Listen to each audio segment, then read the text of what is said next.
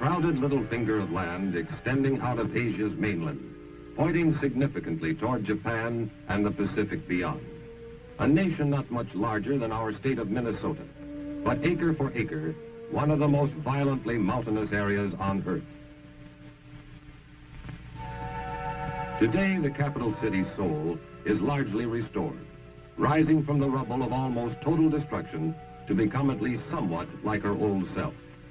The Capitol building wears a new dome, but nothing short of complete rebuilding will ever erase the battle scars in these walls. As Koreans today know it, the peace is an uneasy armistice in a divided nation. But with the dogged stoicism of a culture 4,000 years old, they go about the business of living, knowing as they do that for the living, there is no other course. In the markets, the scrap pile school of architecture prevails, but business is as colorful, noisy, and aromatic as it ever was. North of Seoul, the mountains rise in sharp volcanic disorder. Green foliage has returned to slopes once blasted bare by TNT and napalm, but at the summits, eyes still keep watch to the north. Along the demilitarized zone, or DMZ, entrenched forces face one another across no man's land. Here, the armistice decreed, the armies would pull back from one another, forming a buffer zone among the mountains. Once again, Korea, the ancient mountain kingdom of Chosen, is in fact the land of the morning calm. But no one forgets June 25th, 1950.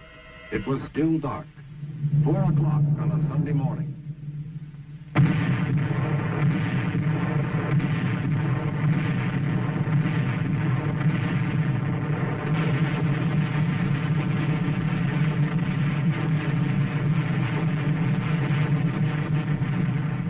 South Korean villages awoke to a world suddenly filled with noise and plague. The communists, made bold by months of small-scale raiding across the 38th parallel, had finally launched their undeclared, all-out war of conquest.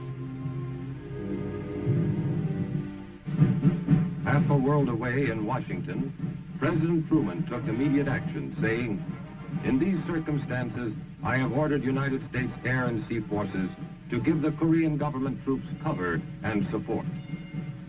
Next day, at the United Nations in New York, United States Representative Warren Austin made our position clear beyond doubting. The armed invasion of the Republic of Korea continues. The Republic of Korea has appealed to the United Nations for protection.